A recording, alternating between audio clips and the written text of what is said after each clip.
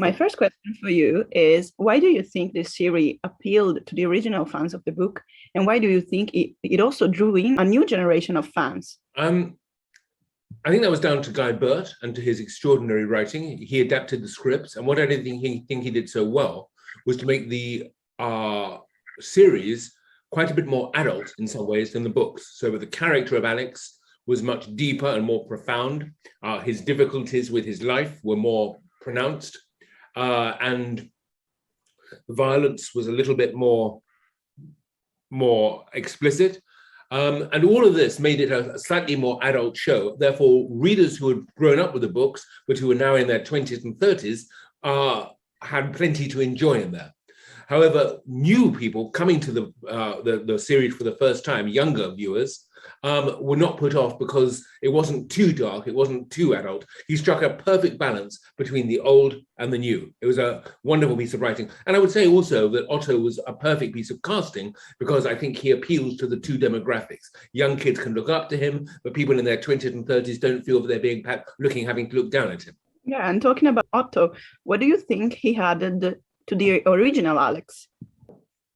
I think what Alex brought to the part, what Otto brought to the part of Alex was, first of all, he had read the books and he loved the books and liked them and understood the character because he'd grown up with the character. Otto is, of course, in his early 20s, 21 or 22 when he played for the first time. So he has a certain maturity, which I think really helped him to define the character. He has a wonderful physicality. I mean, he looks great. He's great with the action sequences, but there's always something interesting going on behind his eyes. He was the perfect choice for me for the part. You know, I was involved in the casting, and I will never forget the moment when we put the three of them in the room together, Jack, Alex, and Tom, and saw this extraordinary chemistry between the three of them and knew we'd found the perfect team. And is there a scene from the books, whether it's been already adapted or not, you most wanted to see adapted? Well, in the first season, it was definitely the snowboard sequence, which I wouldn't have done without.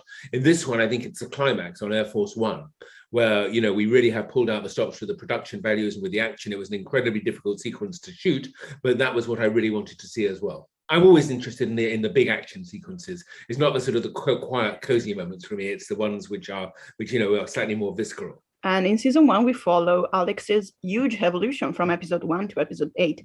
And in what direction will he go next with this new season?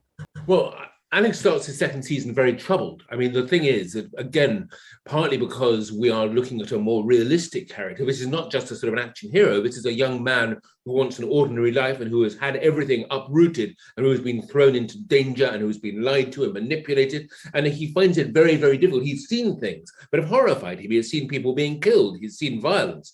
And so the show begins with him in a very dark place. He's seeing a therapist. He has problems. He believes he is hallucinating, that Yasin Grigorovich, the assassin from season 1, is following him. And as the danger actually does begin to emerge, he finds that nobody believes him, which only makes the situation worse. So for Alex, it really is a struggle to come out on top this time. He has to fight not only, if you like, against the bad guys, but against his friends and even against himself.